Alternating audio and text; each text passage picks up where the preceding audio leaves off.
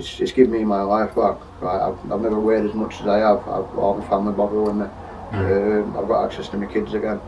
Do it for yourself. Believe that you're worth a better life than what you're living. That's when it hit me a bit like, hold on a minute, I'm on a bit of a fucking rocky road here. But I couldn't get over it. I was too indulged in that life. I enjoyed it too much. Then obviously when he died, it hit me. Obviously I still on spice and that, but it's made me take it harder. I stopped caring. Like, if it'd have killed me, it'd have killed me. So what's your name? My full name, Liam Shirt. How old are you? I'm 29. And where are you from? I'm from Barnsley, New Lodge. So talk to us about your upbringing then, Liam. Was it troubled or was it a nice upbringing? I had a decent upbringing, me. We didn't get everything we wanted, but we got what we needed. My mum, obviously I grew up in a single parent household, me, my mum and my sister. We did a lot, like family holidays with Muskegee, Blackpool, just around the UK and that. It was good. We had a close-knit family, me, my sister, obviously my brother and my cousins. We're a pretty good like family. I'm only one, and as obviously went towards the drug side, I started smoking weed at a really young age, at about 11, 12-year-old.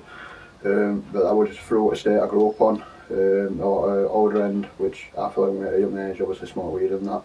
So it started with weed. We'll get on to how you got into drugs. Yeah. Would you say you got into lots of trouble growing up, or? I did, as it progressed, obviously a bit older. I think when I was younger I wasn't really a trouble causer. I got on with stuff. I was pretty clued up. I was predicted some good grades for school and that. So obviously with drugs and that, it went a bit down from there.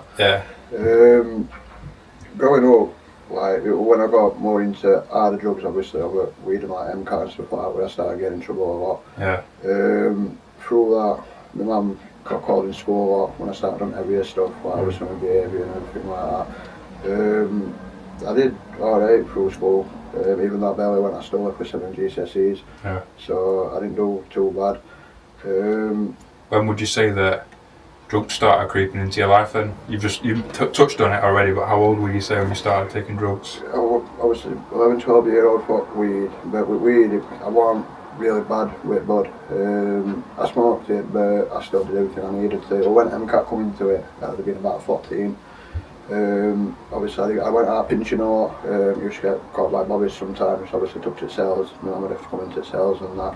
And then I stopped going to school because obviously I'm more interested in getting off my head. That resulted in my mum getting called into school a lot with my attendance and stuff like that. She ended up getting a few fines for not going. My behaviour was that I was always arguing with teachers, ended up on a partial timetable, and then I was only allowed to go in school one point from the exams and that, so I'm going in altogether. With MCAT, it was when I started knocking about in town. MCAT, I was smoking weed to start in town and that, and it just come to a day where I didn't have no bud. Everybody was on it like, so I see what fuss is about this. How were you first introduced to weed? What was that story? I was in one of my mate's garden shed, and they were all smoking bongs in it, and obviously being young, curious, I was like, yo, let me see what this is about. I enjoyed weed. Did you like it instantly? Yeah. Straight away? Yeah, it was one of them. Like, what did you like about it? Everything was funny. Like, it didn't matter what I was doing, I just found more things entertaining. It helped sometimes, because obviously with me, I argued a lot with my mum and stuff like that, with me being obviously, me and my mum did have a few arguments, but I think that was through why I was a kid. Like, I had a bit of an argumentative side, but it wasn't too bad. I got kicked out of my mum's, I'd have been about 17-year-old. But that was through obviously my behaviour, always getting fetched back by bobbies and stuff like that. And my sister, she fell pregnant, I'd have been about 13 when she got pregnant, and then about 14 when she had Ben. And a lot of my mum's attention, I get it, it went towards my nephew. That's how I ended up knocking about in town. Just obviously went with the crowd, ended up in town. Obviously sniffing MCAT. When I started with MCAT, a lot of bud things started going out when I didn't smoke bud as much as always on MCAT. Chasing that next high. MCAT, when I first ever took it, I fell in love with that straight away because it gave me so much energy. I'll be there. A lot of addicts as well, like they take drugs to like dull the noises in the head, you know what I mean? And quiet that. Would you agree with that? Yeah. Obviously, I've always like judged myself. Like, I'm very good at criticising myself. Thinking I used to think I wasn't worth a lot in life. Which obviously, when I was on stuff, it took that out of my head. Yeah. And got addicted to that feeling. Yeah, it made me feel better about myself, and yeah. I shouldn't need that, which I've obviously through being here. So talk to me about progression then. So you said you started taking MCAT. I was 14 when I first started sniffing MCAT. So how did it progress from there then? How did your life become slowly unmanageable? Obviously, when I started going out and I was pinching, that was bad for sheds and stuff. I used to like petrol lawnmowers and stuff like that. I used to pinch all sorts. Yeah. And it resulted, obviously, sometimes I get caught by bobbies, end up in cells. And obviously, I can remember one time I was in cells, and there's them club trips in there, and they rang my mum, and my mum couldn't come and pick me up, and it was my nan, but come and got me, and I can remember, like, stood there when they told me up, and I was staying fucking near me, like, I don't want to see me nan. Yeah. And that's when it hit me a bit, like, well, hold on a minute, I'm on a bit of a fucking rocky road here. But I couldn't get over it. I was too indulged in that life. I enjoyed it too much. Yeah. Obviously with MCAT, I was on that for a fair bit. I'd have been about 18 when I stopped taking that. Obviously my mother thrown me out. I ended up in an hostel on Wakefield Road. And then MCAT, it kind of disappeared. It went off map. Yeah. So I started smoking that legal high, that spice at the time. And that, you couldn't think out while you're on that. Like, I've got bare times in my life where when I was smoking that, I can't remember what I was doing still to this day. I can't put on what I'd been up to because I don't know. I was on that for a big period. I lost one of my mates, Jason. He died of leukemia, and it just made me hit harder. Yeah. And then a year after he died, my dad died, and I didn't have best of relationships with my dad. He were always, I've got other brothers on my dad's side, and he were always a bit more interested in them and that. Yeah. So when my dad died, I think he had more questions I never really got to ask him. Right, I love my dad to bits, obviously with my dad, but it's like questions, isn't it? It makes you think. So when he died, I was in Manchester, I was working, I was doing roofs and that, and my uncle rang me, obviously told me that he died, and the guy I was working for, he brought me back, and I seen one of my mates, and he told me, because he died yesterday, your dad, and that hit me a bit harder, because it was like, well, hold on, I've only just found out. Obviously I went to my dad's funeral, carried his coffin, and like, that hit me a bit more, because at one point I used to say that I wouldn't really be bothered if what happened, but then obviously when he died and it hit me. Yeah. Obviously I still on spice and that, it just made me hit harder. Like, I stopped caring, like if he'd have killed me, he'd have killed me. Yeah. I was on that up until being about 19, 20. I can remember smoking it in a courthouse car park in Barnsley. I had a couple of bongs in it, I come round in hospital. And they told me it stopped my heartbeat, I had to get resuscitated. And when they were me in hospital, and obviously like, it did me head, so I took all by his arse to get signed out. They'd given me a sheet to sign me out with. And I went back to Abersley. I stopped knocking about in town, and that's where it kept coming to it. I started sniffing, kept with a few people in Abersley, and it took off from there. Like, it made me feel so much better about myself. I could still function and do things. Yeah. And to me, like you say, it made me smarter, it made me funnier. And I think that's just me trying to come up with excuses why I need to keep taking the thing. Yeah. I was on kept for a long time. Obviously from my ex-partner, she fell pregnant, I was still taking it. I ended up in jail just before Shedburn. And I come out, I didn't take no law in jail because obviously like sizes and quantity, I wasn't paying for that. So I did that sober, but as soon as I got out, I was straight back to doing what I was doing at Bezel and that. Yeah. Shedburn, I was still on it throughout, then I went to fucking like Labour Street and that was Swiggy and Bedford, but I was Bezel when I got there. Shedburn, and a lot of people said, well, if you're going to stop, you do it now for your kids and that, and I couldn't stop. I love my kids to pieces, but if you'd have asked me to stop doing that, I wouldn't have been able to do it.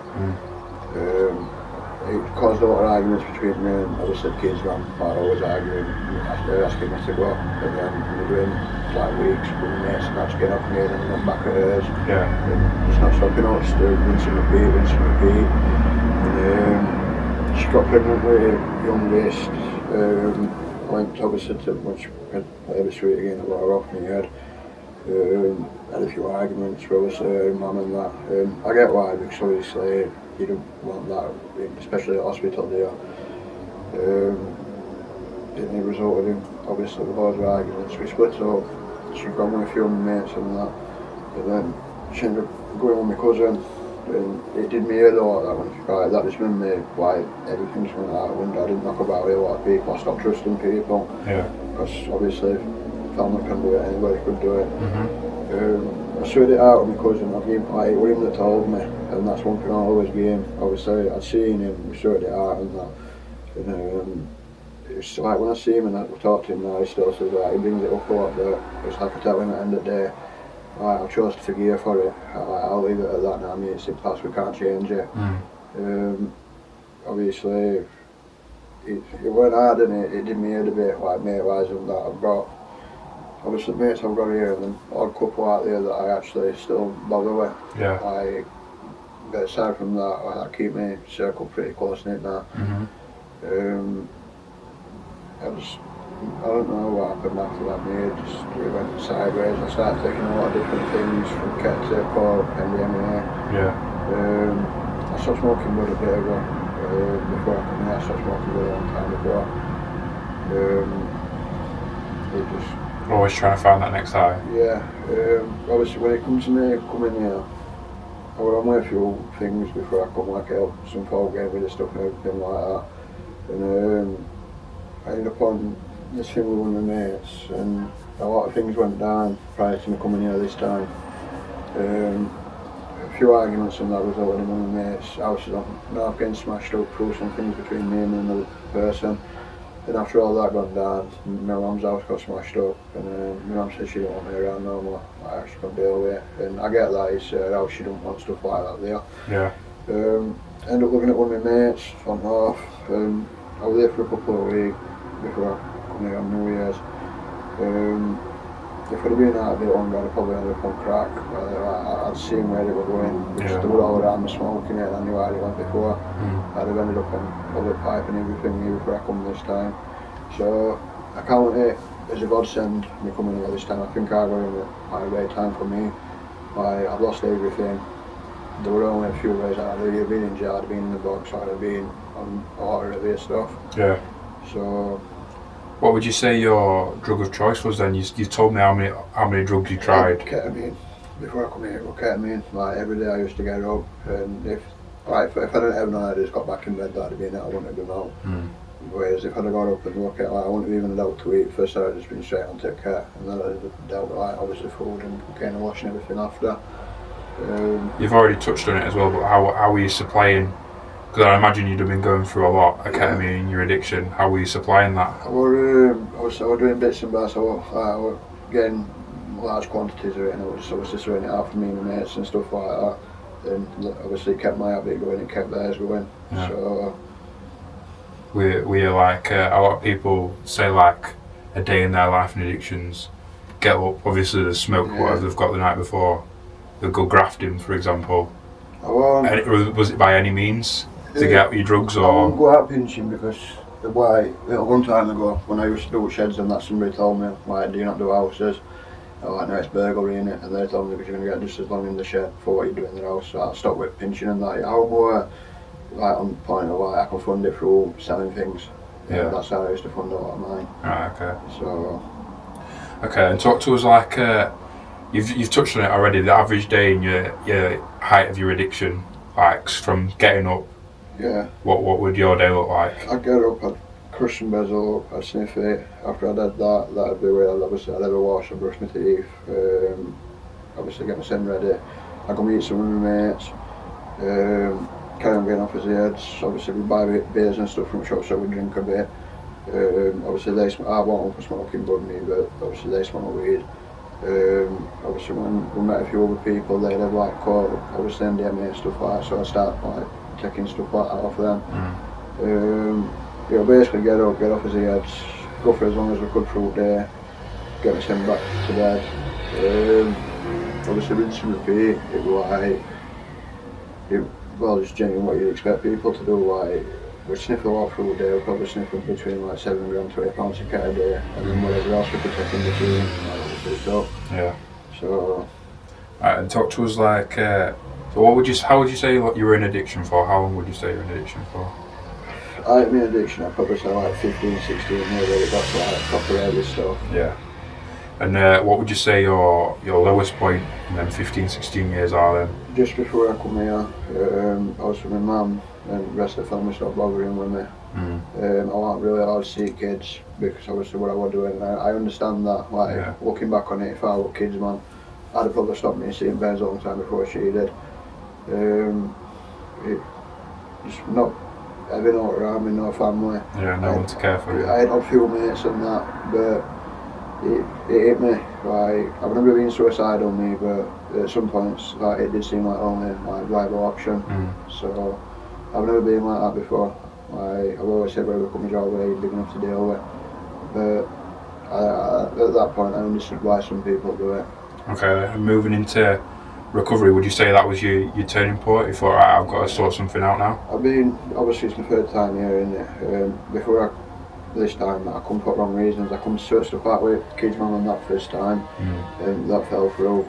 And the second time I come, obviously because my mum run me, and I come back out first time. I think I've been out about 6-7 weeks and my mum constantly on at me, so I come back.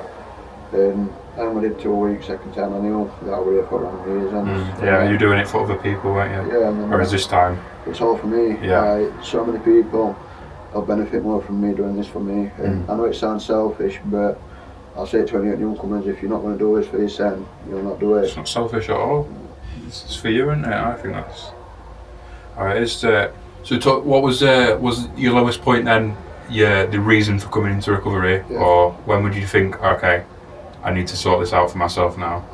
Probably just before I come here, when I was down in the mates and I knew it back in my head, if I'd have been out a bit longer, I'd have ended up on pipe in the box or something. I knew I had to make some drastic changes. Something had to change. I rang them New Year's Eve, and Esky rang me back and said, obviously you can get in tomorrow, you can come back.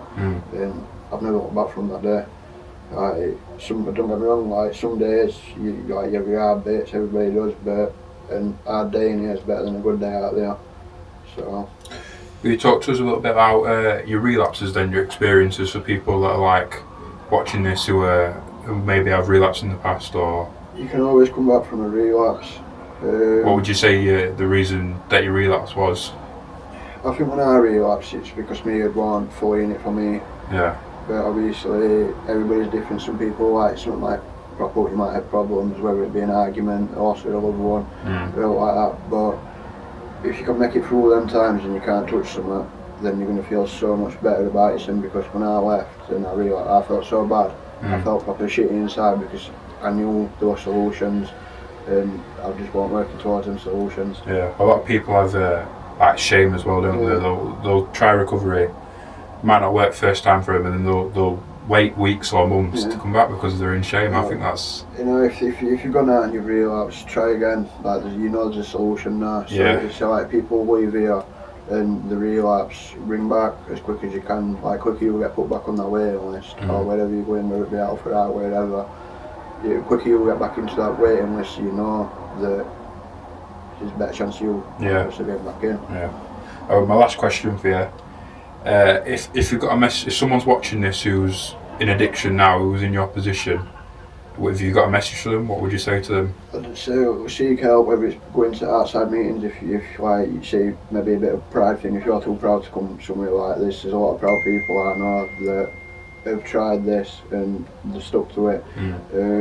Put yourself first and go for recovery. Like start with outside meetings and see what people say. I think this place is a godsend me. And anybody that asks me, I will tell them actually to try and get to Reflections or something like that. Because this place has done so much for me. It's given me my life back. I've never weighed as much as I have. All my family bother with me. I've got access to my kids again. Do it for your son. Believe that you're worth a better life than what you're living. Yeah, appreciate that. Thank you, Liam.